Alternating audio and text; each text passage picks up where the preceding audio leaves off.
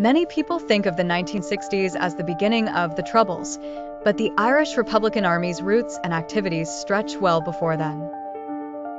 While several resistance groups existed in the 19th century, the IRA became the Army of the Revolutionary Irish Republic, as declared by its Dáil Éireann in 1919. For British audiences, the IRA came onto the radar during the civil rights movement in Northern Ireland in the late 1960s.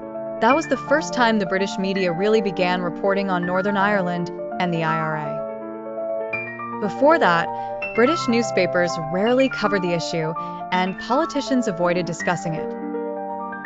In the late 1990s in the UK, the BBC and other major British press selectively reported on Northern Ireland affairs and politics. Gerry Adams, associated with the IRA and Sinn Féin, appeared in the papers, often depicted as a solemn, bearded man carrying a coffin. And his voice wasn't allowed to be broadcast. Adams, a prolific writer, faced bans on his publications in England. It wasn't until after 2000 that British audiences first heard his voice on British television and read articles exploring his personal stories. Around this time, the first St. Patrick's Day celebration in London was held, thanks to Ken Livingstone. The British media's selective reporting on Northern Ireland is no secret. If you're interested in diving deeper, there are excellent resources available.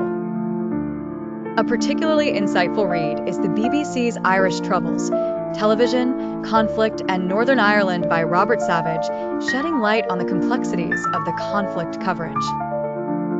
The Irish Civil War lasted from June 1922 to May 1923, a heartbreaking chapter in Ireland's history.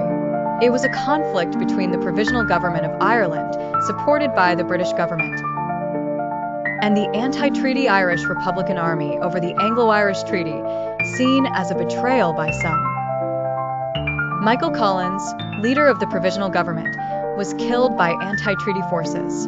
This war was excruciating because it pitted former comrades who had once fought side by side against Britain, against each other. The film The Wind That Shakes the Barley explores people's lives on both sides of the treaty debate.